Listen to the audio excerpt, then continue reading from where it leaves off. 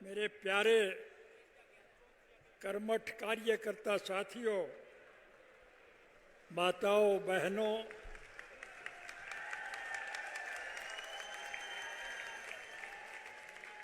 हम उम्र बुजुर्गों, नौजवान साथियों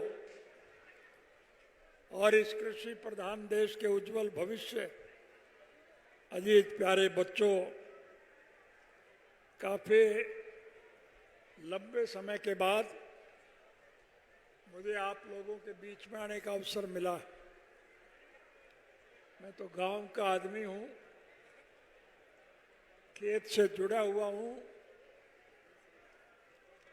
हर एक के दुख सुख में, गमी खुशी में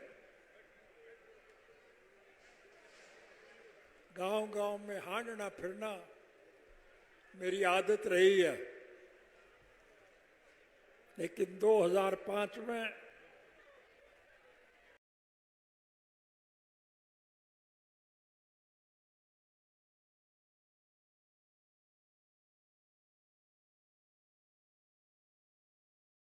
जब हमारी सरकार चली गई थी,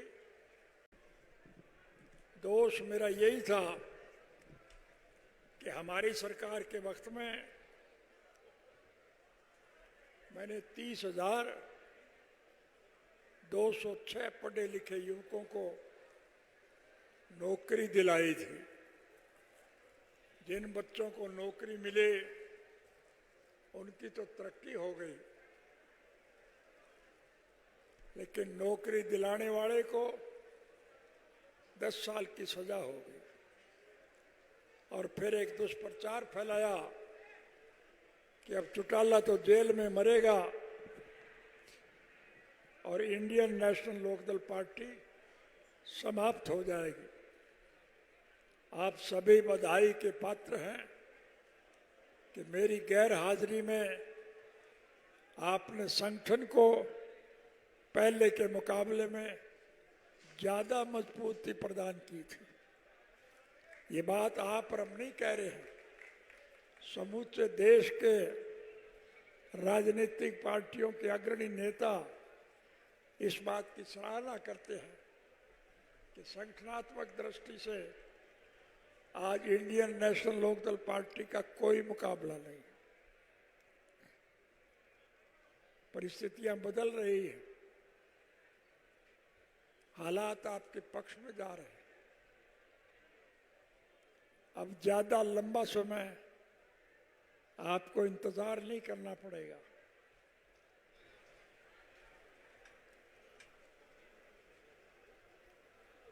इस देश में जो लोग रास्ता भटक गए थे, गुमराह हो गए थे, बहका लिए गए थे, या जो सत्ता का सुख भोगने के लिए विभिन्न राजनीतिक पार्टियों को छोड़कर सत्ता पक्ष में चले गए थे, आज वो पछता रहे हैं। आज वो पुनः आपके साथ जुड़ना चाहते हैं। हमारा किसी से कोई द्वेष नहीं है, हमारा किसी से कोई विरोध नहीं है। मैं आप सबसे निवेदन करूंगा कि उन पिछड़े हुए लोगों को मना लें, पुचकार लें और उन्हें साथ मिला लें, ताकि हम चौधरी देवीलाल जी के सपनों को साकार कर सकें। चौधरी देवीलाल जी जन्म से लेकर के आखिरी सांस तक इस देश के आम नागरिक की मूलभूत जरूरियात पूरी करने के लिए निरंतर संघर्ष में जूझते रहे। प्रजातांत्रिक प्रणाली में जनता के सहयोग और समर्थन से सरकारें बनती हैं और चुनी हुई सरकार की जिम्मेवारी होती है कि वो जनहित की भलाई के लिए लोगों का सहयोग और समर्थन करे। हरियाणा प्रदेश के मौजूदा मुख्यमंत्री ने मुख्यमंत्री का पदभार संभालने के बाद एक घोषणा की थी कि हरियाणा में जिस किसी भाई को किसी प्रकार की कोई तकलीफ हो तो चंडीगढ़ मेरी कोठी पर आए, मैं उसकी हर मुश्किल को हल करूंगा, उन्हें ज़्यादा से ज़्यादा सुविधा प्रदान करूंगा। मैंने ये बात नोट कर ली। मुझे एक दफा चंडीगढ़ जाने का अवसर मिला। और चंडीगढ़ में मैं अपने किसी मित्र से मिलने के लिए जा रहा था। जिस सड़क से मैं जा रहा था उसी सड़क पर मुख्यमंत्री निवास भी था।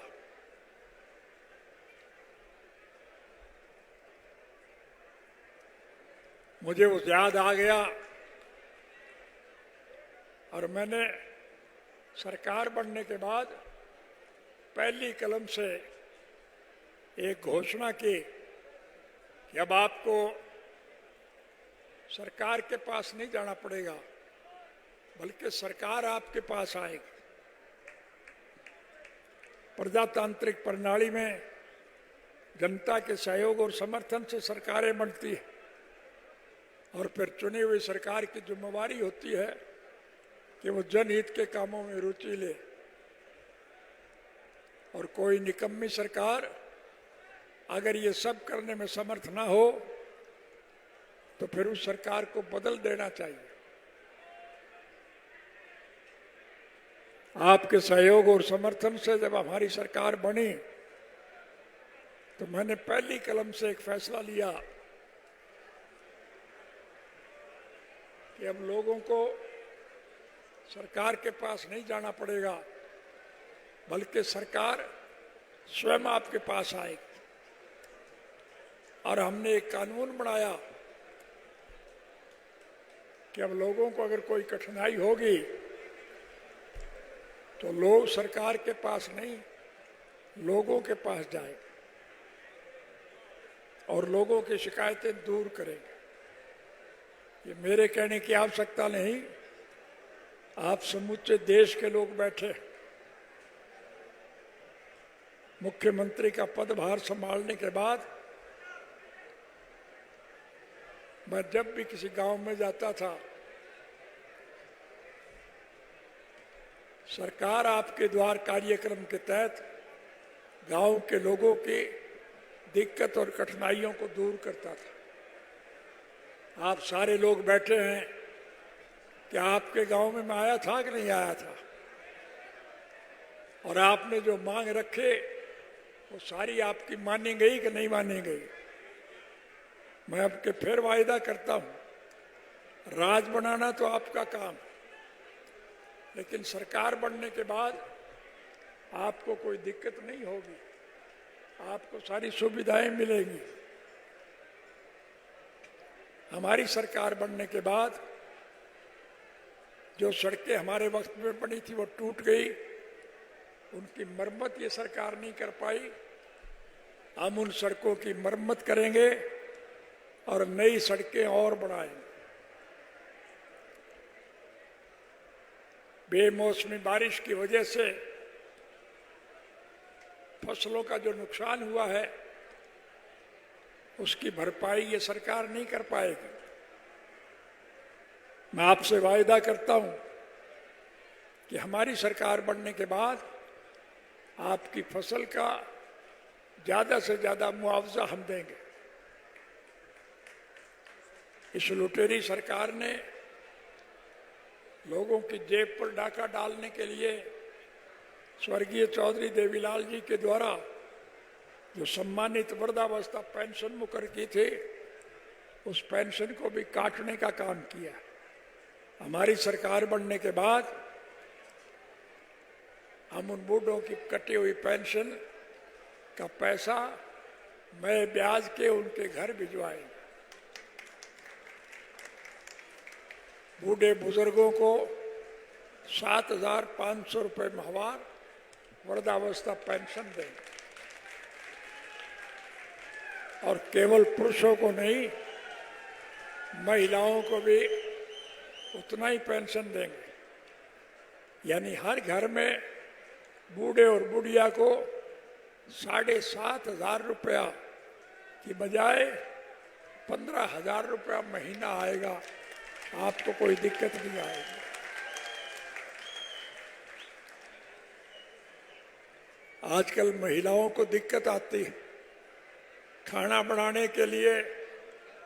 रसोई घर में गैस के सिलेंडर रोज महंगे हो रहे हैं। हमारी सरकार बनने के बाद हर घर में हर महीने 1 सिलेंडर और 1100 रुपये मुफ्त भिजवाने का काम करें।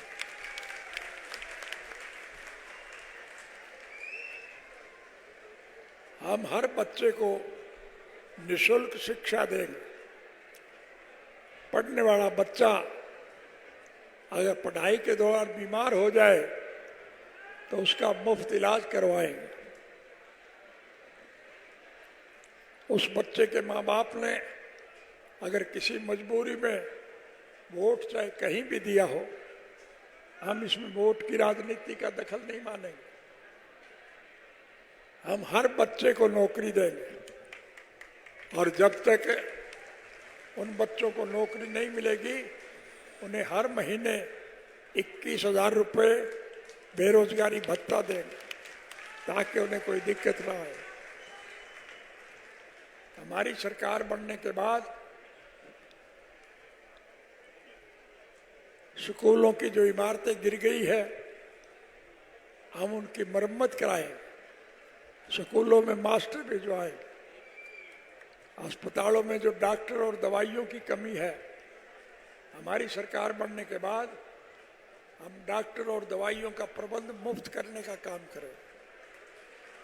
हमारी सरकार बनने के बाद हम अनेक प्रकार की सहूलियात आपको देंगे। इसलिए आपसे निवेदन करने आया हूं कि आप सब मिल करके इन सारी बातों पर काम करना शुरू करें। आपको कुछ करने की जरूरत नहीं। जब भी मौका मिले आप ऐनक के निशान के आगे का बटन दबा दिया करें, फिर सरकार आपकी बनेगी और आपको 2024 का इंतजार नहीं करना पड़ेगा। आपकी जब सरकार बनेगी तो हम आपको सारी सुविधाएं प्रदान करें। आपको कोई दिक्कत नहीं आएगी। इसलिए मैं कोई लंबा चौड़ा भाषण नहीं देना चाहूँगा। आप हर परिस्थिति से भली भांति अवगत हैं। सीधी जाटी भाषा में एक ही बात कहना चाहूँगा, राज बना लो फिर थारे सारे खोटवे काट दो।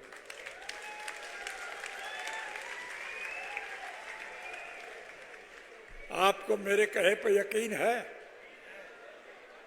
तो फिर मैं आपसे वायदा करता हूं कि आपको सारी सहूलियात हम मुहैया करेंगे। मैं सिर्फ आज तो आपसे मिलने आया हूं। मेरा कोई व्यक्तिगत स्वार्थ नहीं है, मेरा कोई राजनीतिक स्वार्थ नहीं है। हम तो स्वर्गीय चौधरी देवीलाल जी के स्वप्न साकार करने के पक्षधर हैं। इसलिए आपसे विनम्र निवेदन कर रहा हूं कि आप रैली तो क्या, मेरी सब कुछ आवाज़ पर न्यौछावर कर दें और करने को तैयार रहते हैं। पिछले 19-20 सालों से जो कठिन काम रहा है उसमें भी आपने भरपूर सहयोग व समर्थन दिया है, जिसका मैं बहुत शुक्रगुजार। अब आप जनसमूह से हाथ जोड़कर विनती है कि ये जो अभय सिंह है इसको तुम्हें सौंपता हूँ, इसके हाथ मजबूत करो और कामयाब बनाओ। मेरा आशीर्वाद हमेशा इसके साथ और रहेगा। ये किसी भी प्रकार की गलती अगर करेगा तो मैं इसके कान खींच दूंगा।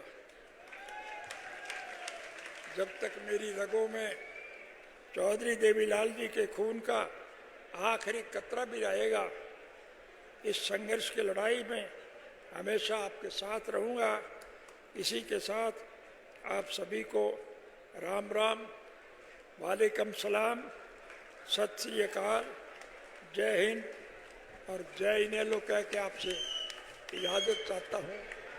आपसे निवेदन करूँगा कि आप लाखों की संख्या में आए।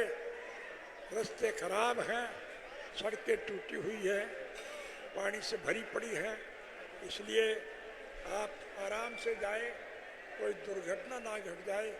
बस यही बात कहने आपके बीच में आया हूँ। आपने मेरा जो साथ दिया, मैं इसके लिए आपका आभार व्यक्त करता हूँ और आपको वायदा देता हूँ कि आपके हर दुख सुख में आपके साथ रहूँगा, आपको हर प्रकार की सहूलियत प्रदान करूँगा।